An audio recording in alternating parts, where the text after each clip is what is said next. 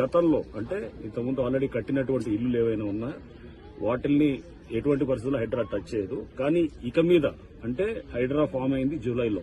ఆ తర్వాత గనక ఏమైనా స్ట్రక్చర్స్ వస్తుంటే గనక వాటిల్ని ఖచ్చితంగా డిమాలిష్ చేయడం జరుగుతుంది.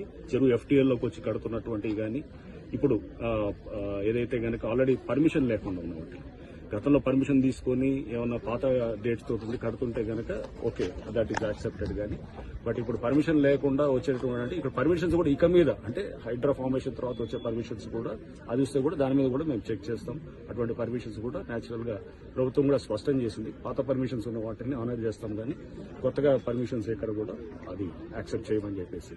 సో ప్రభుత్వ పాలసీకి అనుగుణంగా ఈ చెరువులను కాపాడే దీంట్లో మేము డెఫినెట్ గా ఎఫ్టీఎల్ అట్లానే ఎంక్రోచ్మెంట్స్ కాపాడే దిశగా హైడ్రా పనిచేస్తుంది. అండ్ దీంట్లో ముఖ్యంగా ఈ ఎవరైతే పేదవాళ్ళు ఉన్నారో లేకపోతే చిన్నవాళ్ళందరూ కూడా ఆక్యుపై చేస్తున్నారో వాళ్ళు ఎటువంటి పరిస్థితుల్లో డిస్టర్బ్ చేయడం కూడా వాళ్ళకి చెప్పడం జరిగింది. సో దీంట్లో ఎవడన్నా వచ్చి రేపు తప్పుడు ప్రచారం చేసి మీ ఇల్లులంతా కూడా కూలుస్తారంటే దయచేసి నమ్మొద్దని కూడా నేను చెప్తున్నాను. ఆల్రెడీ మీరు ఎప్పుడో కట్టుకున్న ఇల్లులు అవి అనాథరైజ్ అయినా ఆథరైజ్ అయినా పర్మిషన్ ఉన్నా పర్మిషన్ లేకున్నా కానీ వాటిని కూలగొట్టదు.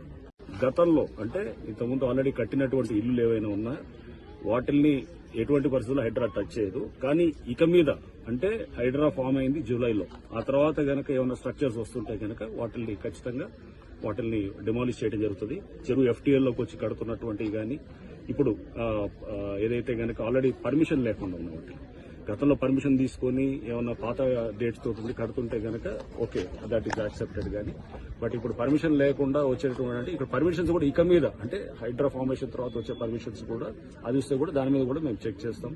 అటువంటి పర్మిషన్స్ కూడా న్యాచురల్ గా ప్రభుత్వం కూడా స్పష్టం చేసింది. పాత పర్మిషన్స్ ఉన్న వాటిని ఆనర్ చేస్తాం, కానీ కొత్తగా పర్మిషన్స్ ఎక్కడ కూడా అది యాక్సెప్ట్ చేయమని చెప్పేసి.